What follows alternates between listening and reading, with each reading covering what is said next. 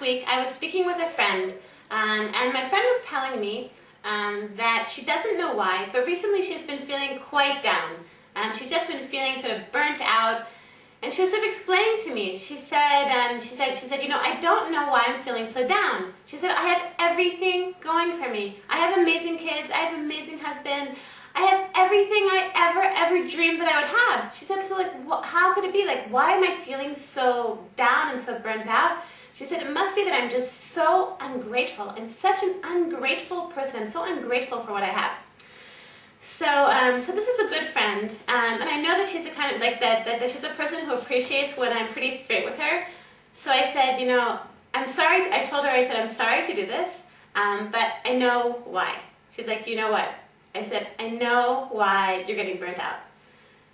So I said, the reason you're getting burnt out is because you are not like connecting, you're not fulfilling your ultimate mission, your ultimate yi'ud in life.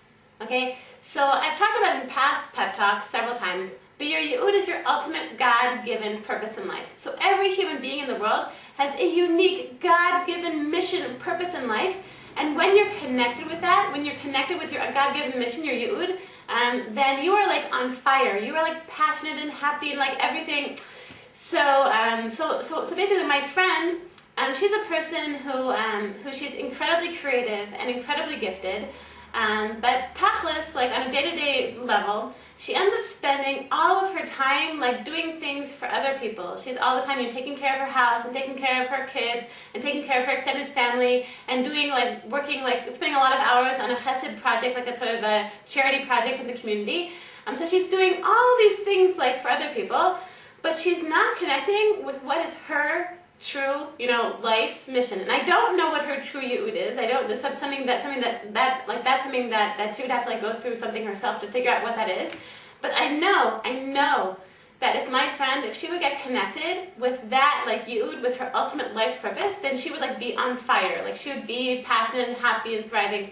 So the reason why I'm talking about this, and why I sort of knew exactly the answer right away from her last week, is because we've been talking about this for the past few classes, this subject for the past few classes, in Rabbi Ari Niven's Personal Development Chabura.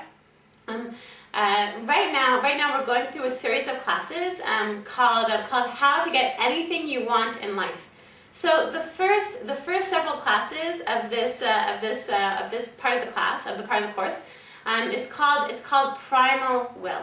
Primal will is what is your ultimate motivating force in your life, okay? So what is ultimately motivating and driving you in your life, okay? So some people, you know, what drives them is the drive for money, or the drive for power, or the drive for acceptance, or the drive for approval, or the drive for, I don't know what.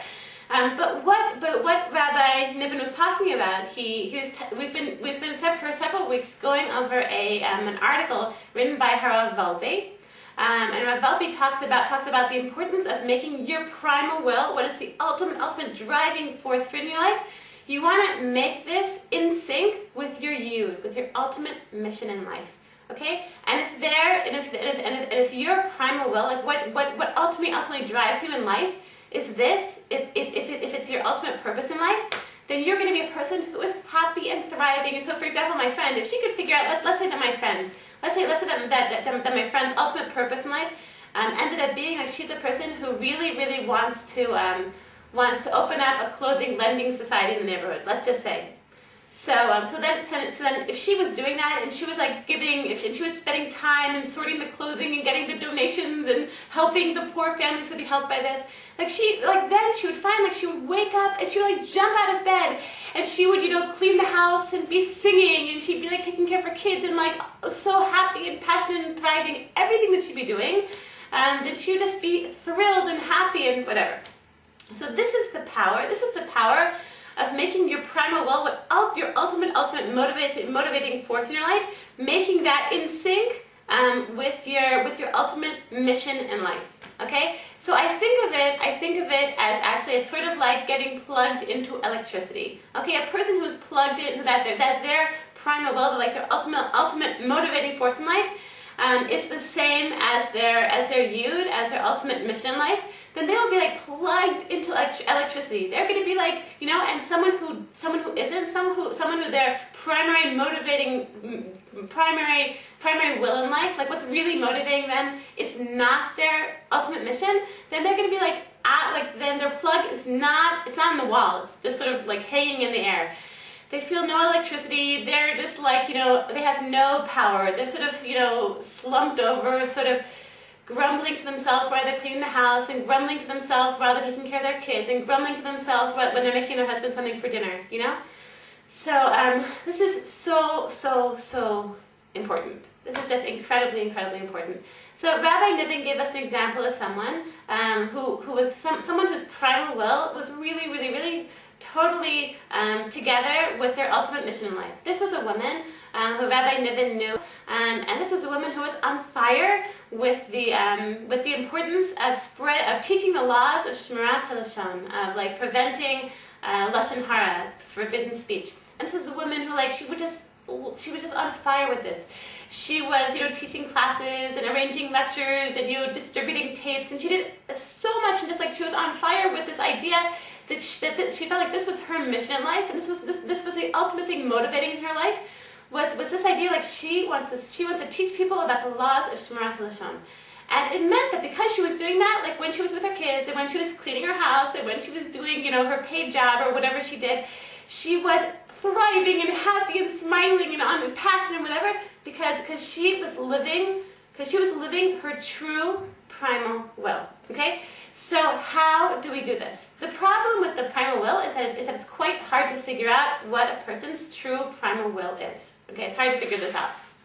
So Rabbi Niven gave us this incredible exercise, and I really hope that all of you are going to do this, take some time to do this.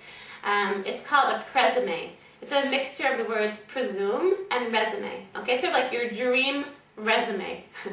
So what you need to do is you need to sort of like sit down when you have like some time, like some quiet time on your own, and envision yourself at some point in the future. Envision yourself looking back on your life and feeling so happy about your life. Okay, so it sounds a little bit confusing, but just to give you an example. So I did this exercise, and I envisioned myself at 100 years old, sitting in a rocking chair and just feeling so thrilled by what I had accomplished in my life. Okay, so basically looking back, the exercise is then to try and figure out what would have made you feel so happy. You know, what like in however many years will make you so happy to look back and think, wow, I really accomplished exactly what I wanted. So you don't have to do it like when you're 100 years old. You could do it like, let's say, a few years from now. You could do it when you're 50. You could do it even saying this coming Rosh Hashanah. Wait, what could you look back this coming Rosh Hashanah and think, wow, like these past however many months into Rosh Hashanah, I really accomplished exactly what I wanted. So I pretended I was 100 years old, and sitting in my rocking chair and feeling so thrilled and trying to envision what I was so thrilled about. Okay, so the first thing was I imagined having like amazing grandchildren.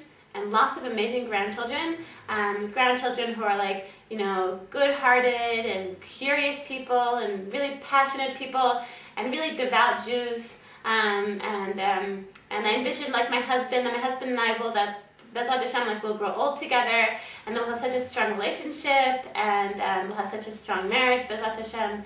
And I envisioned also like feeling so happy that I'd had such a close relationship with my sister who lives in Pennsylvania, and such a close relationship with my sister-in-law who lives in Maryland, and my brother. And I also envisioned, like how happy I was going to be that I inspired Jewish moms through JewishMom.com. And all the different projects all the different like inspirational projects that I do for Jewish moms, like how much nachas and how much intense joy that is going to cause me. But I realized also, like, so I was sort of thinking, and I thought, thank God that I was able to like one-on-one really work with mothers and really help them to be more inspired and help them to be happier, and help them just to encourage them and give them chizuk, like one-on-one, really helping mothers and really helping to make their lives better. So basically, so what do I do with this? So after I finished my resume exercise, it was very enlightening for me, like where I'm on track in my life and where I'm really not so on track.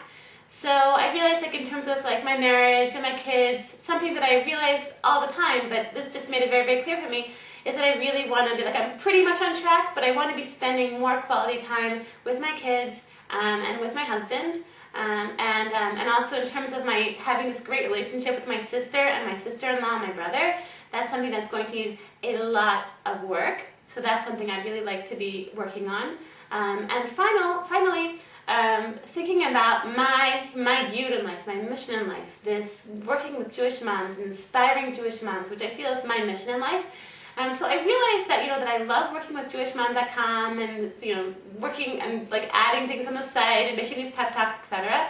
But something that's missing, I realized, is one-on-one connection with mothers and really like maybe counseling mothers one-on-one and sort of helping them out and giving them advice and giving them chizik and talking with them and like helping moms to thrive more in their lives. So as a result of this exercise, I actually decided that in order to unite my primal will with my ultimate yud, my ultimate mission in life, I'm going to be doing something new. I've decided to open up a Jewish mom hotline. These are going to be certain hours a week when I'm going to be available to have phone conversations with all of you Jewish moms from around the world. And I'm going to put the exact hours and phone numbers at the very end of this pep talk, so you'll be able to see exactly when. Or also, like, if those times don't work with you, you can be in touch with me through the contact form on my website, and I can try and set up an alternative time for you, like an appointment. But so, like, I thought that would be a wonderful way to really be reaching moms one-on-one and to be talking with you and really connect with you and Bezat Hashem to like help people out and help moms out. So I want to bless all of you moms. That you should really, really be able to, I bless all of you, that you should be able to take the time, please this week, take the time to do a resume. Pretend that you're older than you are now. Let's say that you're 100 years old and you're looking back and you're just feeling so overjoyed about how your life turned out and just thinking of what would have to happen for you to be so overjoyed at the age of 100 or whatever age you want to pretend you are. And then go through and figure out, like, where are you living? Where are you living your true primal will? And where has your primal will gotten a bit off course from where you really, really wanna, where you really, really, and where God really, really wants you to go in your life? Okay. So I really, really want to bless all of you moms that through figuring this out and through doing your resume, that you should really, really be able to live your true primal will. That your ultimate motivating force in your life will be totally in sync with your ultimate God-given mission in life. And that by doing this, that you should feel like, instead of feeling like burnt out and tired and, oh, I have to clean the house again, I have to take care of the kids again, I have to make dinner again. No. You should feel energized. You should be like plugged into this ultimate electricity source, which is the primal will and Hashem. Okay, so I want to bless all of you moms with an amazing, amazing week.